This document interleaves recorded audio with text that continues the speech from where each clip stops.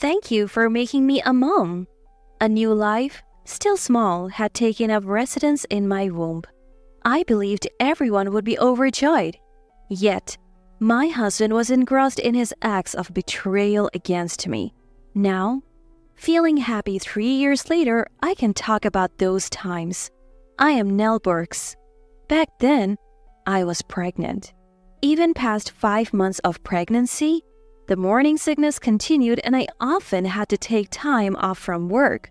My husband is Greg. We met at a colleague's wedding after party. He, a year older than me, worked at the same company. The first time I heard his singing, I was smitten. Not love at first sight, but love at first listen. I approached him and our relationship began. 2 years later, when I was 27, we married. Being an only child might be lonely, so we should have at least 2 kids, right?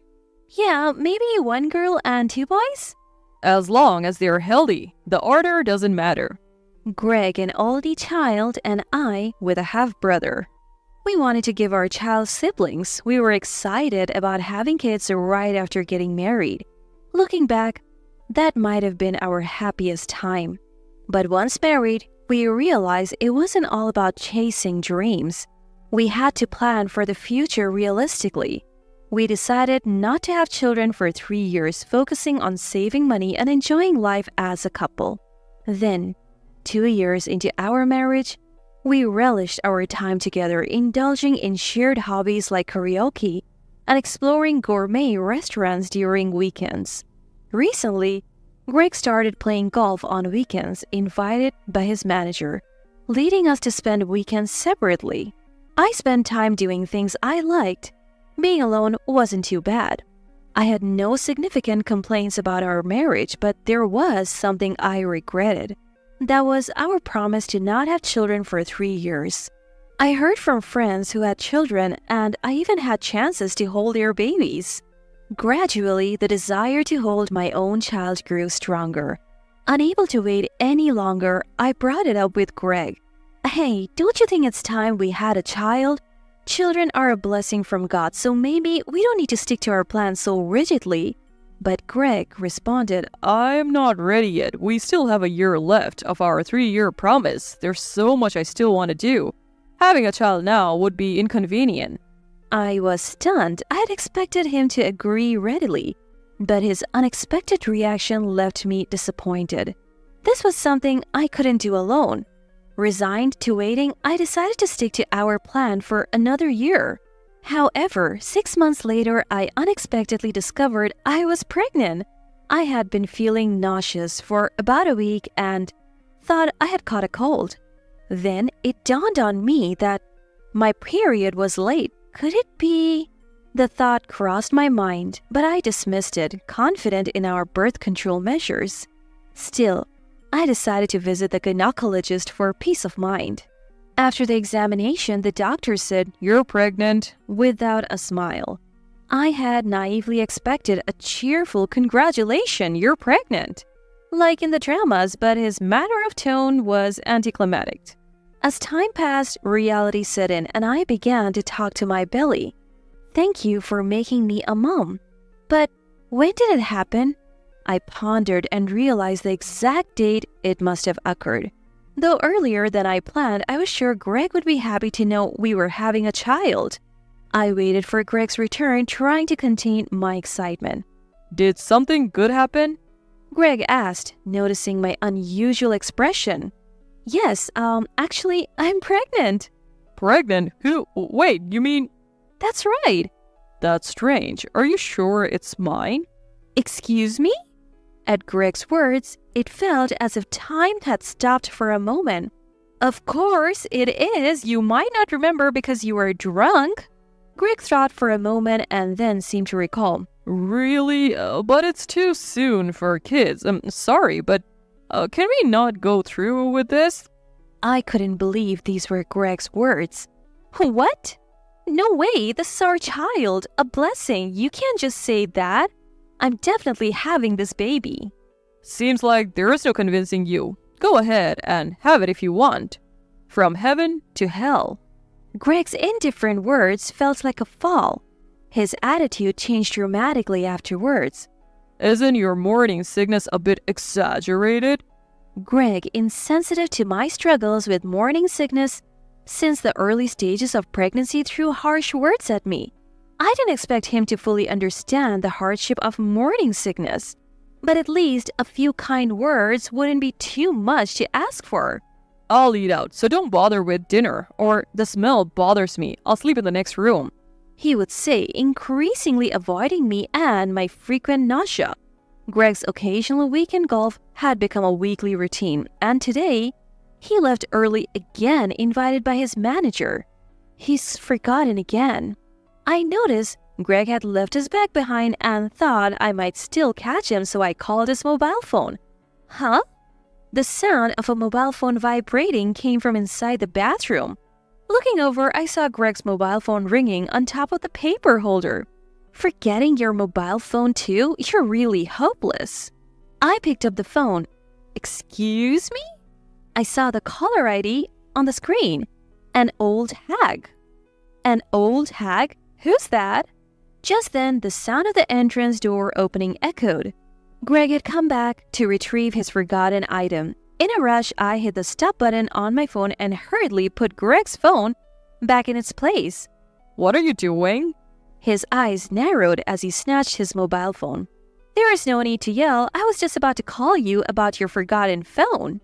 I'm in a hurry, so... Without saying anything more, Greg grabbed his bag and phone and left. The words, an old hag, remained vividly etched in my mind. Dizziness overcame me and I slumped to the floor. My heart was pounding. I could hear its beats. I am not so oblivious. I had a vague sense that something was off with Greg's behavior. Yet somewhere in my heart I hoped I was mistaken, but my hopes were shattered. We had planned to go to Greg's parents' house for Christmas, but I couldn't because of severe morning sickness. Say hi to Kaylin and the others for me. As I saw him off at the entrance, Greg pointed at me, laughing. Oh, what's with that outfit? You look like an old woman. It's embarrassing. How cruel. Such words shouldn't be said even in jest. I could no longer feel a shred of affection. How are you feeling? Is the morning sickness still going on? The day after Greg left, I received a call from my mother-in-law, Kaylin, who expressed her concern. Yes, I'm fine. Sorry, I couldn't come. Don't worry about it, but it's lonely this year since both of you couldn't make it. Both of us? Greg was supposed to have gone to his parents' home. Before I could respond, Kaylin continued, well, it can't be helped. His manager's father passed away and he's always been good to us. That was Greg's excuse for not going home, apparently. What? I hadn't heard such a story. Nell, can you hear me? Yes. Something wrong? Don't keep worries to yourself. It's not good for the baby. Could Greg be cheating? I couldn't possibly say such a thing outright. I'm fine, just feeling a bit unstable. I guess it's because of the pregnancy. After ending the call with Kaylin, I immediately called Greg. Hello, this is Greg's mobile phone. Who's speaking? Oh, sorry, I dialed the wrong number. I quickly hung up, a bit startled. Was it a mistake? I checked the number I had for Greg. Greg. It was correct, and the woman on the phone had mentioned Greg's name twice. My call would be in Greg's call history. He should have called back, but he didn't. Greg's actions were increasingly suspicious. Looking back, there were other strange occurrences. Normally, we would visit his family about 3 times a year, but at Thanksgiving, I went alone. Greg had said he was helping with his manager's mother's funeral service and couldn't go, and now his father? Both parents passing away within 6 months, coinciding with our family visits? Too much of a coincidence. I immediately checked with a colleague from Greg's department. There's no such thing, they said. The frequent golf invitation from his manager had started before I knew I was pregnant. Greg was definitely hiding something, no doubt about it. Then Kaylin called again. Nell, are you really okay? Worried about my downhearted state, she had called again. I explained everything that had happened. I'm so sorry. Kaylin apologizing as if her son's misconduct was her responsibility. You're my precious daughter too. Remember when I was hospitalized before your wedding? You were the first to rush to my side. That's when I knew I could trust you with our future. You would never betray us. I won't forgive anyone who makes my precious daughter cry, even if it's my own son. You're pregnant. Don't think strange thoughts. It's not good for the baby. Finally, Kaylin said, just make sure you do what you need to do before hanging up. 2 days later, Greg returned as if nothing had happened. I'm home. The train was crowded. Terrible. Pretending as if he had just come from his parents' house. In the following month, I got my affairs in order. I submitted my resignation at work. The company was preparing for my maternity leave and smoothly accepted my resignation. It was a relief that I would still receive maternity allowance even though I was resigning half a year before giving birth. Becoming unemployed was a bit daunting when thinking about the future. Of course, I kept my resignation a secret from Greg. I've decided to take a week off starting tomorrow, I told Greg. You don't have to bother telling me that, he replied curtly. Although Greg seemed to have lost all interest in me, that actually worked in my favor. The next day, Greg probably left work right on time and came home. He entered the house breathless. What's going on? Suddenly. Greg was taken aback, seeing my parents-in-law relaxing on the living room sofa. Indeed, I had informed Greg about the parents-in-law visit via WhatsApp just an hour before his workday ended. Oh, I told Nell in advance. Sorry, I completely forgot to tell Greg. Greg glared at me sideways. Is it inconvenient that we came without notice? Neither of you came home for Christmas. My husband had time off, so we thought we would visit as tourists. Kaylin was a great actress. Greg certainly hadn't expected his parents to show up. He was in deep trouble now with his Christmas lie about to be exposed. Greg, I just heard from Kaylin about the manager's father passing away and his mother passed away at Thanksgiving? Poor manager. Yeah, that's right. Greg's face was covered in sweat, not just from the surprise of his timely return home, but also from the fear of being exposed.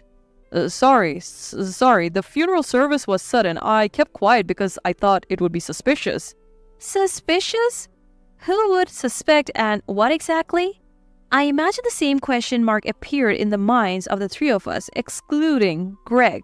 Realizing this, Greg quickly changed the subject. Mom, Dad, have you had dinner yet? Let's go out and then hit a singing bar. It's been a while. Karaoke was not just mine and Greg's hobby, but also a favorite pastime for my parents-in-law. A family outing to a singing bar was a rare event. We quickly finished dinner and went to the singing bar. Greg, having seemingly forgotten the inconvenient truth from earlier, proudly showcased his singing. He probably thought he was buttering up his parents, but he was actually digging his own grave, completely oblivious to it. Since all four of us are here, let's do a duet. Kaylin took this opportunity to execute her plan.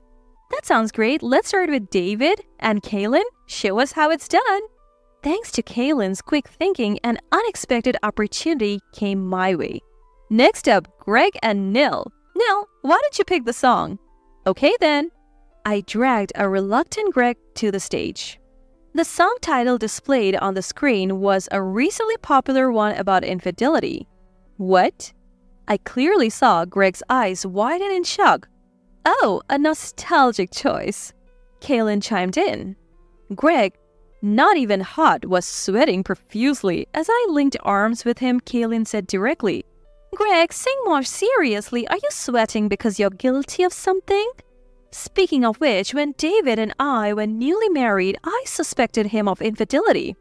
Yes, I remember. It was a complete misunderstanding by Kaylin. It taught me never to anger my wife. Greg, you better be careful. Looking closely at Greg, his sweat-drenched face had turned pale. I'm fine. Just had a bit too much to drink. Huh? Drank too much? Greg usually only drinks cola at karaoke, not alcohol. Even today, he only had a sip of beer at first. Oh, are you okay, Greg? Don't overdo it. We are going back to our hotel, so let's call it a night. After saying goodbye to my parents-in-law who returned to their nearby book hotel, Greg and I went back to our condominium. The next morning, leaving Greg at home saying he wasn't feeling well, I went sightseeing with my parents-in-law. Even at night, Greg didn't come out of his room. So I called out, "Hey, are you okay?" Kaylin said they are leaving tomorrow. Seems the unfamiliar hotel is tiring them out. They prefer their own home. Really? It's a shame I couldn't spend more time with them since they came all this way. Greg emerged from his room seemingly relieved that his parents were leaving. Also, I have decided to go back with them. Greg appeared completely revived, knowing that the house would be empty except for him a while. That's good for Mom and Dad. You should relax too, Nell. I'll take you to the station tomorrow. The next morning, I said goodbye to Greg at the station and left with my parents-in-law. And that night, wow, Greg was shocked, as if he had seen a ghost. He almost collapsed at the sight of me and Kaylin standing at the entrance. Dropping his beer in surprise, it seemed he was literally taken aback. While feeling this, I just looked at Greg coldly without saying a word. Only David, my father-in-law, had actually gone home. Kaylin and I had returned to the condominium after some time. "Oh, you've spilled your beer? No need to be surprised. We are not ghosts, you know."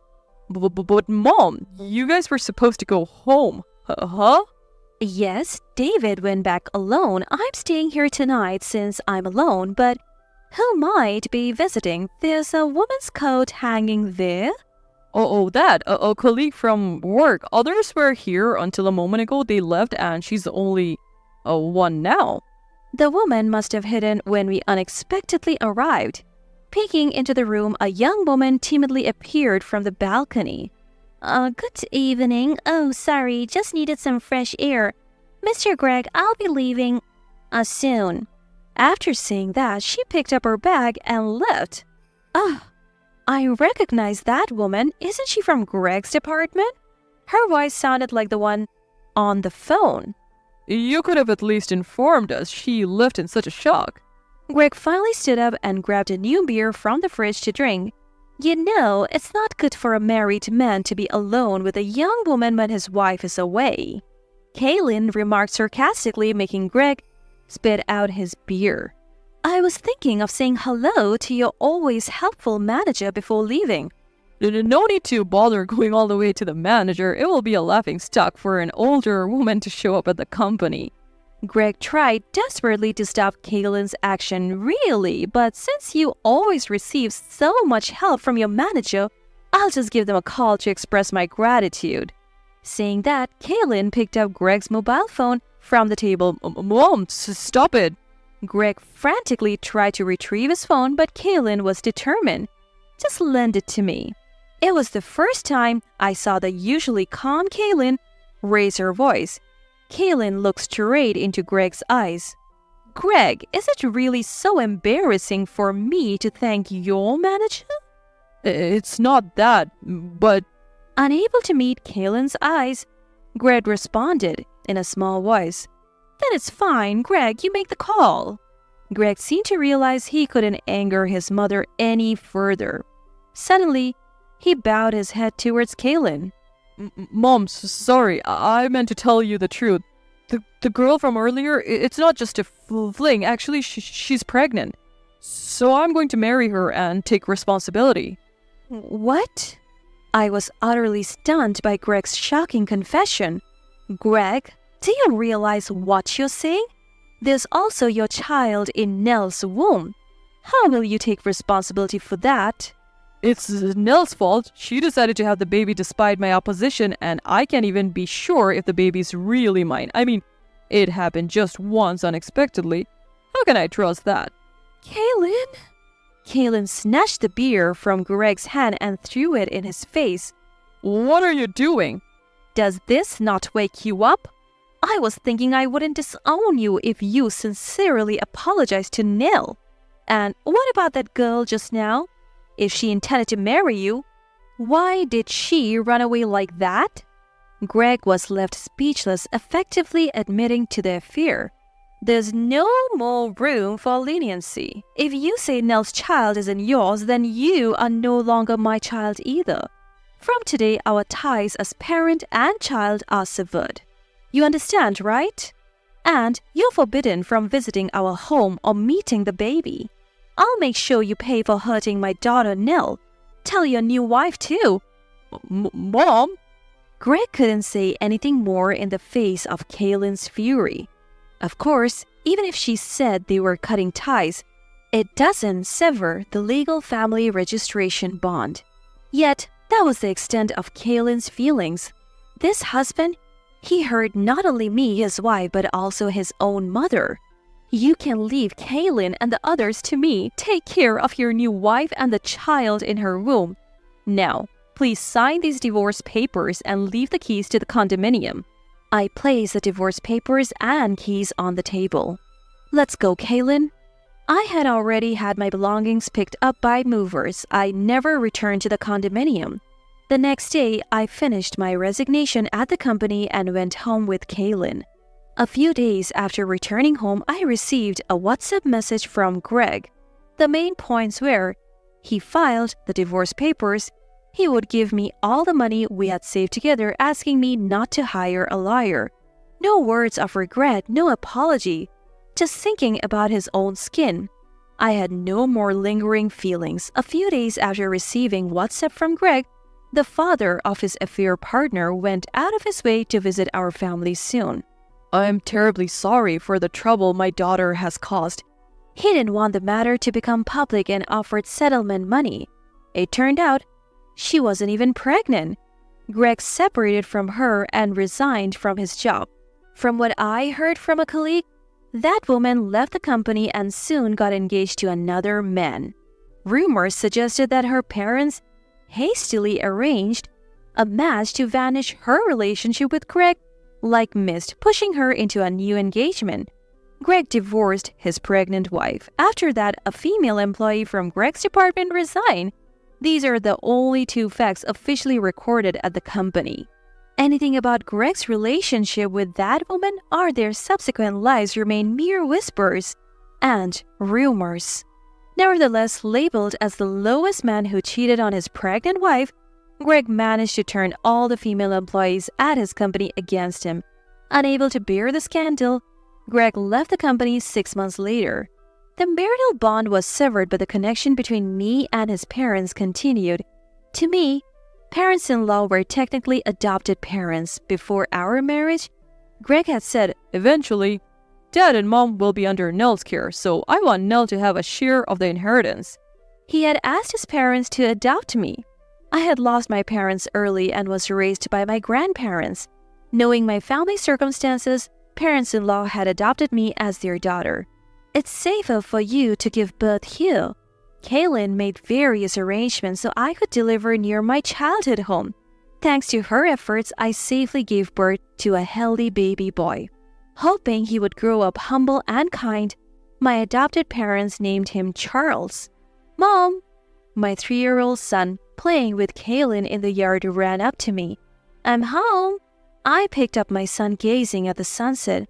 Everyone perceives happiness in their own way. I want to show my son various beautiful scenes in life. Nell, stay strong. I felt as if my father and mother, who had passed away early, were smiling at me from the heavens.